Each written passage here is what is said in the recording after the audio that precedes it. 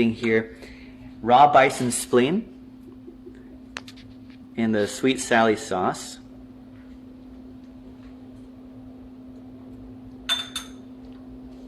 Plenty of iron, folate, B12, great for building blood. How does it feel? Yummy. Yeah, not too bad, right? What did you say to patients who are worried about it? Don't be scared. Try it. It's good. Great. Better than you think. Yay. Yay. And the bison spleen. Oh, it's good. Very good. Almost ate it all. You move this a little further. There you go.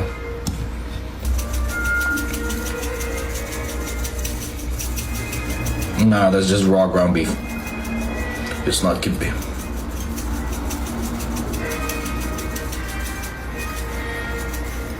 Anyways, you keep salting until you hear your ancestors. And then you drop some orange juice on top of it.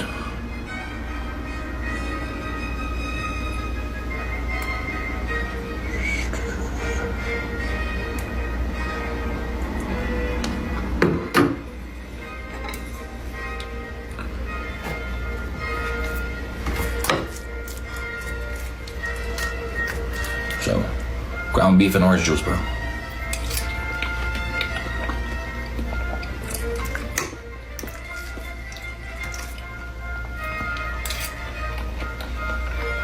Got a fresh testicle here, and I'm gonna show you what I do with it. Okay, so first I always chop this end off, and then that allows me to squeeze it right out of the skin like this. After that, I cut the rest of this off, this part, and then I cut it down the middle like this to get to all the meat. Then I detach the meat from the membrane by gently scraping it with my knife until the whole piece comes right off. Last, I chop it up in small pieces like this, get some salt, sprinkle that on, and it's ready to go. Grab yourself a piece. Good to go. No problem.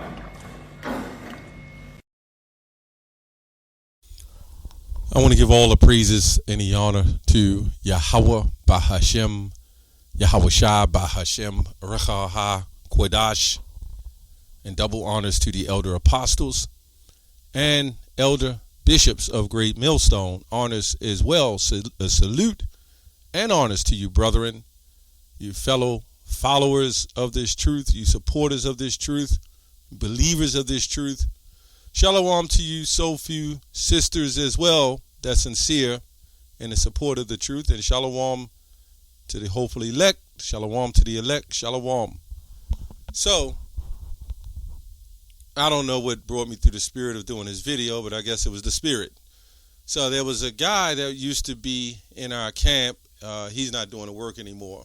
And all he tried to do is find everything different, contrary to doctrine. So I actually did a video on this a little while back, but this all came up. So I wanted to go further back into that again, the raw meat, because this Israelite says that it wasn't raw meat, it was just lentils, red lentils. So I did more research. You know, that's what we do. If it's not raw meat, then it's not raw meat. Okay, but there's a thing called characteristics. Now, it's not that our people haven't surpassed the deeds of the wicked, or that you might see somebody who looks like my complexion who will be doing this, and it's probably because they are one of them as well. It's not always about skin color. But we're just saying it's a spiritual characteristic. And I'm going to go into some of the commentary, if I can. I don't know if I go there, but I'm going to go into a couple of things. This is just kind of raw. But I want to go into this word characteristic. It means revealing a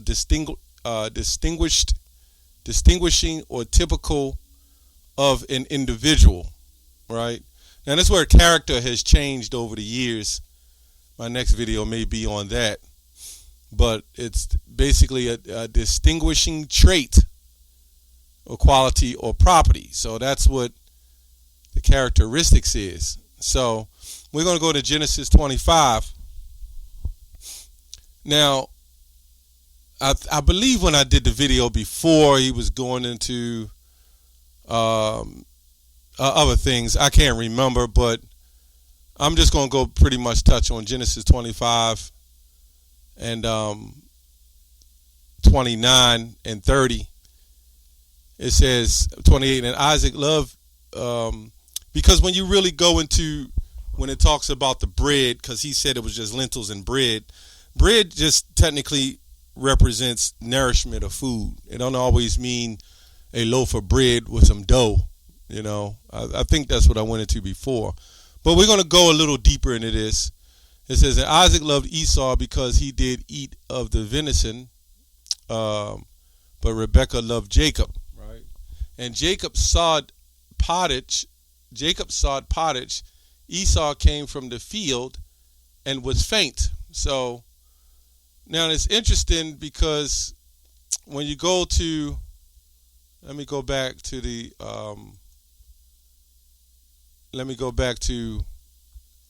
30, verse 30. This is what it says. It says, and Esau said to Jacob, feed me, I pray thee, with the same red pottage, for I am faint thereof. Therefore was the name called Esau. So when you look at red is a characteristic, and it's also representing blood. You know, you'll see the term caught red-handed, crimson red, blood red. You know, you get the point. What's interesting here is the word pottage doesn't even have a letter. It doesn't even have a letter. Now, when I go over here to the Bible of 1300s, I like going into this Bible for whatever reason. Genesis 25, it's hard to read it. It's Old English. It says, he said to Jacob, why you thou to me this reed seethen? For why I am full weary, for which cause his name was Clepet Edom, right? So when the scholars, when you have the writing of the Bible, that's why you got to go into terminologies, you got to go into words and definitions and the understanding of it, because the scholars couldn't even, that's why they left that blank. They couldn't even map out the fact that this pottage, in fact, they called it messing. That's what they call it. They call it the messing when I looked it up. Now I'm going to go into, the word seething just means boiled or hot, right? If I'm not mistaken. So in the original text, it did say it was red. And then some of the scholars said, well, it was lentils, right? Some scholars says it was meat, but we can kind of see the way Jake eats, like Jacob, it would have had some lentils, it would have had some meat, and various and so forth, right? So it means when you go to the next translation that does say something, it says boiled food, soup, pottage, things sodden or boiled, right? It says sodden or boiled. So, and this is from the next verse. One verse doesn't have it. Let me see right here. The 29th verse, when it says pottage, doesn't have any definition because it says, and Jacob sod pottage. So we're going to go into this word sodden, and that's the key. It means dull or expressively from continued indulgence. It says heavy or doughy because of imperfect cooking. So this proves that this meat that was in here, right, to make sodden was not, it was definitely not fully cooked. Now, I also went to some scholars where, some scholars, and this is where it gets complicated because there's some people who will go to different avenues, and it'll say it was just red lentils. And that's what this Jake was going on. But then when you go to Hebrews 12 and 16, it says, for one morsel of meat, Esau sold his birthright. So we could see that it had to be meat in there as well. Right? So let's go to this. I want to go to this scholar, Barnes and Noble. It says, the two brothers now before us afford very striking illustrations of the general principle. It is pretty certain that Esau would receive the secondary name of Edom, which ultimately became primary in the point of use, from the red complexion of his skin. Now you got a lot of Christians, different people, even some scholars say it had nothing to do with his skin, it was the hair, and so forth. And then they'll go on to say David was ruddy, which meant red, which we went into that. But for whatever reason, red as this man Esau was, why wasn't the word ruddy, which would be like kind of extra red, right? In their terminology of thinking. The word ruddy, if that was the case, would have been perfect for Genesis 25 and 25, or even in this terminology, right? The red, ruddy. It doesn't say that. But in here it says red, and because it's different, because it's a totally different word, by the way. But it says from red complexion to skin, even from his birth.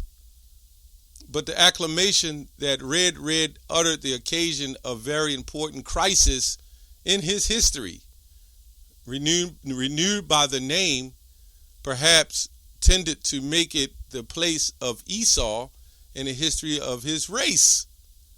So this is Barnes and Nobles. So we can clearly see that he represents red because red represents blood, bloodshed. You live, they got a term, you live by the sword, you die by the sword.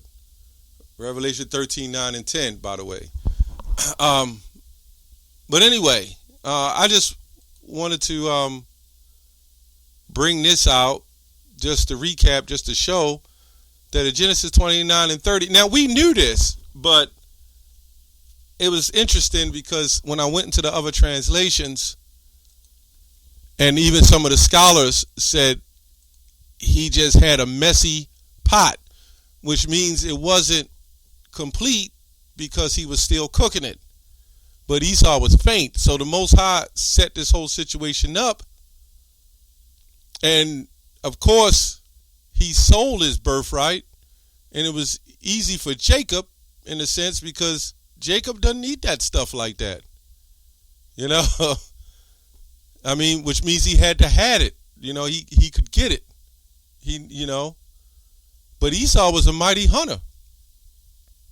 So, at the end of the day, he was tricked on all levels, even coming from Isaac, with Isaac and Rebekah. You know, and Jacob got the birthright, which means supplant. So anyway, I just wanted to touch on that. This is more proof that it had to be something. It had to be meat, and let's say it was lentils, uncooked. He just represents raw, blood, red lentils, red meat, Anyway, that's all I have on that. Shalom.